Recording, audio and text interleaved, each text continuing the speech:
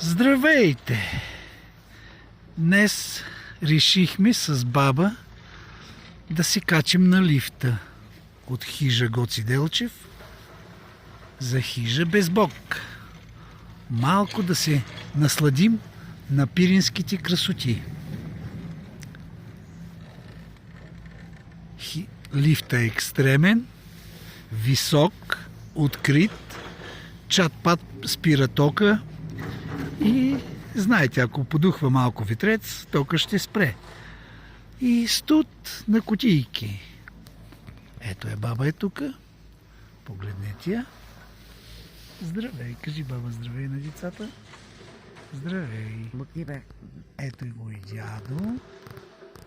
Да, тук сме се. Добре. Обаче е много високо. Гледай. Страшно. Горе има междинна станция, там се прехвърляме на друг лифт. Айде ще се видим горе на междинната станция.